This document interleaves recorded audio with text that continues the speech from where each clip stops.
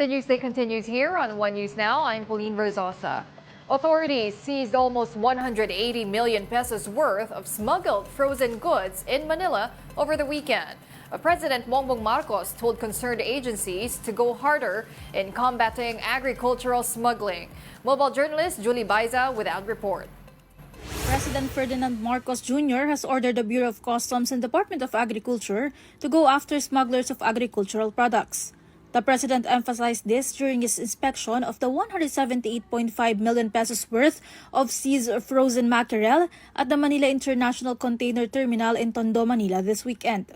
Sinisira ang merkado dito sa Pilipinas, pinagkikitaan ng tao, wala namang bumabalak sa gobyerno at yung dapat na ibayad sa gobyerno ay binubulsa lamang.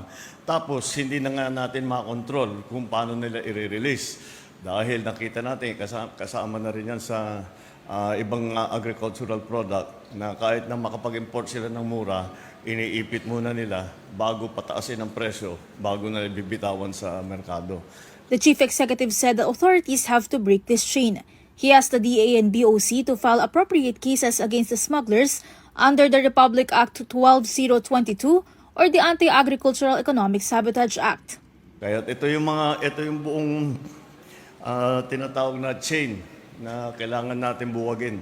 At ito is, as I said, is the first case under the new law of the Anti-Agricultural Sabotage Act.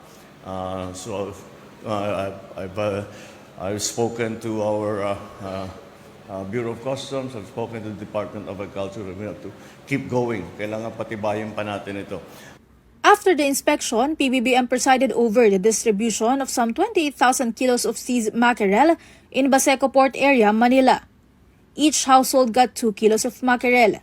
The frozen mackerel will also be distributed to the poorest barangays in Metro Manila, Obando and Maykawayan in Bulacan, and Bacoor in Cavite. Sa smuggling, ang ginagawa po, ini-smuggle nila, pinapasok nila, tapos iipitin. Hindi ilalabas. Mag-aantay hanggang tumaas ang presyo. Pag tumaas ang presyo, sa kanila pagbibili. Kaya't yun ang iniiwasan natin dahil ang nabibiktima dyan ay ang taong bayan. Kaya't hindi natin papayagan na matuloy na yung mga ganyang klaseng sistema. Kaya't ginawang kangahan namin ng batas at pinapatibay namin na mabuti. Select city jails, public hospitals, and various care facilities will likewise receive the confiscated goods. In total, an estimated 150,000 families will benefit from this. Mobile journalist Julie Baiza, We Are One News. Meanwhile, PAOK says all POGOs in the country are formally deemed illegal. This comes after PAGCOR said that all POGO licenses will be revoked by December 15.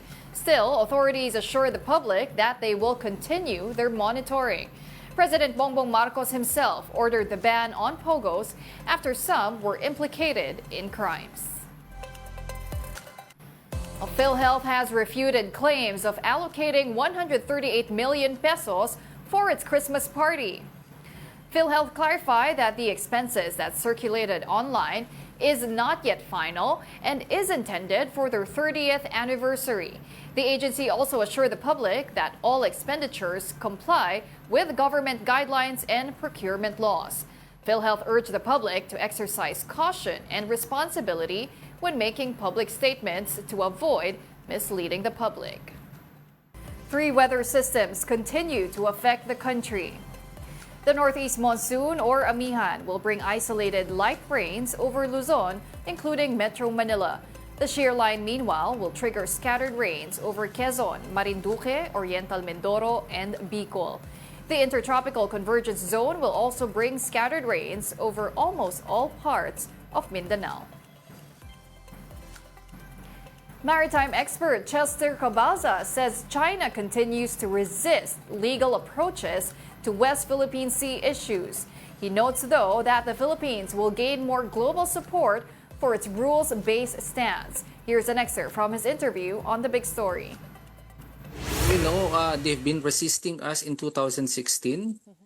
They thought that the legal approach would be, of course, now for the Philippines, it was the best formula for us on how we would claim our sovereignty rights in the exclusive economic zone. And all of a sudden, China is doing the same thing, building up their own legal claims. And at the same time, they're doing what the Philippines has been doing in terms of our legalist approach. So I think China has learned a lot from the Philippines in terms of how they would build up also their legal narratives in the South China Sea, where in fact the Scarborough Shoal, which is one of the major dots in the triangular strategy from Scarborough Shoal to the, of course, to Paracels and to the Spratlys. They knew that this is something that they would really fight for the Philippines, and I think the Philippines is winning so far in terms of our legal claims to the Scarborough Shoal. At the same time, we have also fortified our cartographic maps because of the Velarde map, and at the same time, our lawmakers and the Filipino people are well aware now of the claims of the Philippines because, of course, we've been doing this for 8 years already.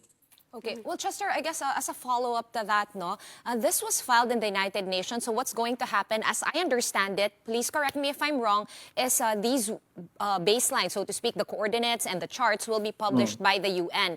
Now, I'm assuming since that's the case, and we also filed our own baselines, right, and defined them, and that they will also be published as such. So what happens now is that effectively two countries rather, are laying claim to this area.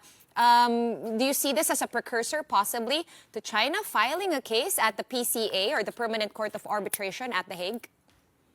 Well, at least for the Philippines, we have a precedence ready because of the 2016 arbitral award, and at the same time, we have the baselines that we have filed so far from the United Nations will give us better chances.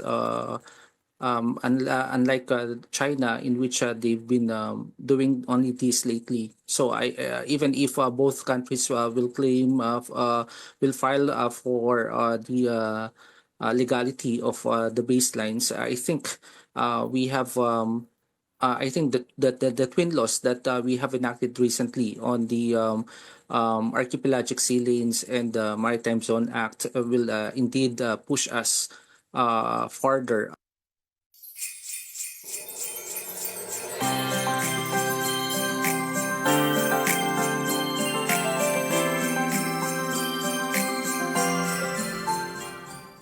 The tradition of Simabang Gabi has begun. At the Manila Cathedral, people started arriving before the 4:30 a.m. Mass. No less than Manila Archbishop Jose Cardinal Advincula presided the Mass. He called on the faithful to be selfless and be a source of hope for others. And the first part of the star-studded Merryang Vibes ng Pasko concert premiered yesterday. Pop star royalty Sara Geronimo showcased her undeniable talent when she performed her hits like Tala and Kilometro. Eat Bulaga's hosts Tito, Vic, and Joey were also present in the event. Also, two-time Olympic gold medalist Carlos Yulo was there to thank all of the support he got this year. You can catch the second part of Merryang Vibes ng Pasko, the MVP Group Christmas Party, on December 22, 5 p.m. on TV5, 1PH, Sari Sari Channel, Buko Channel, and RPTV.